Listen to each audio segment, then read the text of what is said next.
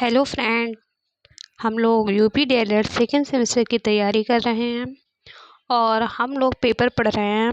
Paper first DElEd second semester का वर्तमान भारतीय समाज और प्रारंभिक शिक्षा। हम लोग पवन सीरीज का बहुविकल्पी प्रश्नों को सॉल्व कर रहे हैं, जिसमें पार्ट फर्स्ट पार्ट सेकंड हो चुका है। आज पार्ट थर्ड है और यहाँ पे पवन सीरीज के जितने भी बहुविकल्पीय क्वेश्चन थे वो सारे आज सॉल्व हो जाएंगे। पार्ट फर्स्ट सेकंड थर्ड मैंने 3 पार्ट में कर दिया है कि आपको ज़्यादा समय न लगे देखने में, कम समय में आप सभी बहुविकल्पीय प्रश्नों को देख सके। और ये सभी बहुविकल्पीय प्रश्न बहुत ही इम्पोर्टेंट होते हैं। अगर आपने इनको ही अच्छे से पढ़ लिया तो 15 में 12-13 नंबर आप आराम से कर लोगे, इससे बाहर नहीं जाना है। और अभी मैं पवन सीरीज का करा रही हूँ, इसके बाद मैं राजेंद्र सीरीज का कराऊंगी।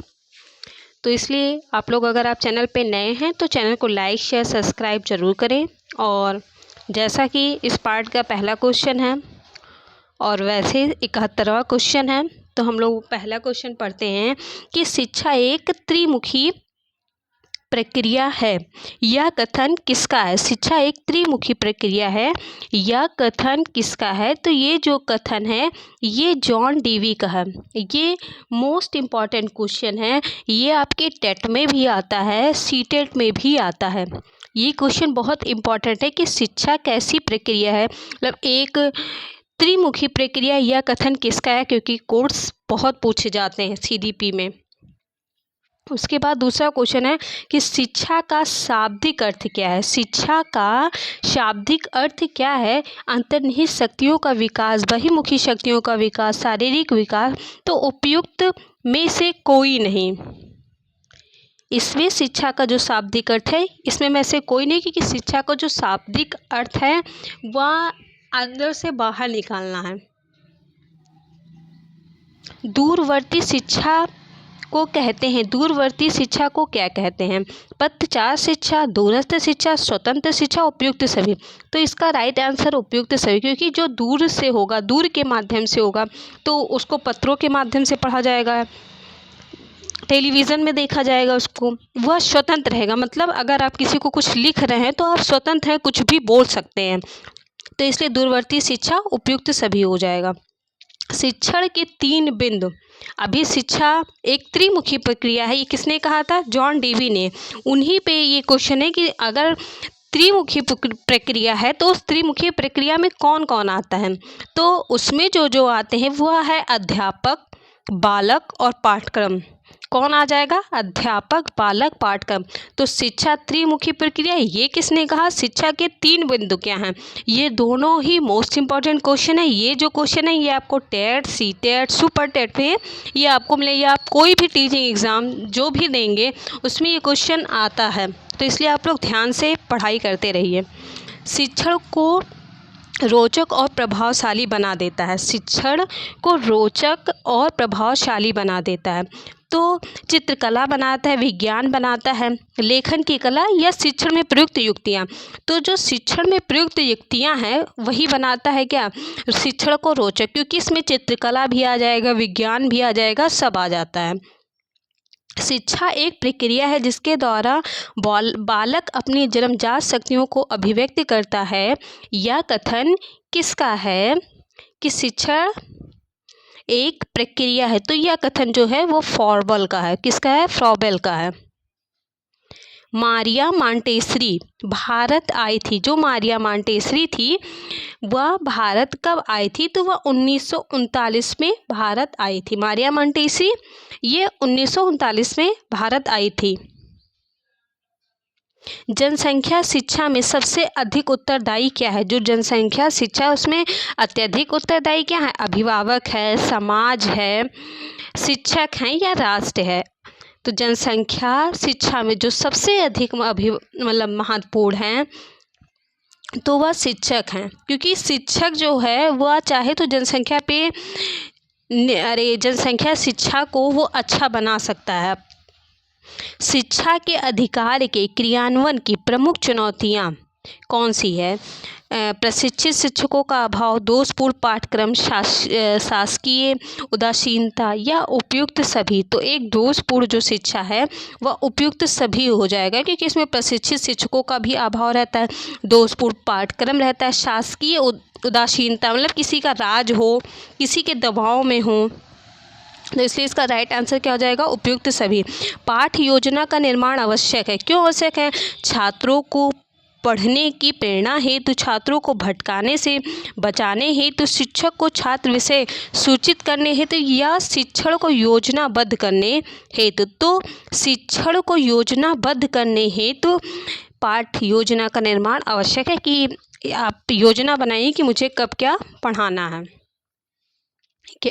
21वां क्वेश्चन है 81वां कि परिवार के द्वारा बालकों से प्राप्त होती है जीवन व्यवहार की शिक्षा, पारस्परिक सहयोग की शिक्षा, जीविकोपार्जन की शिक्षा या उपयुक्त सभी। तो इसका राइट आंसर हो जाएगा उपयुक्त सभी।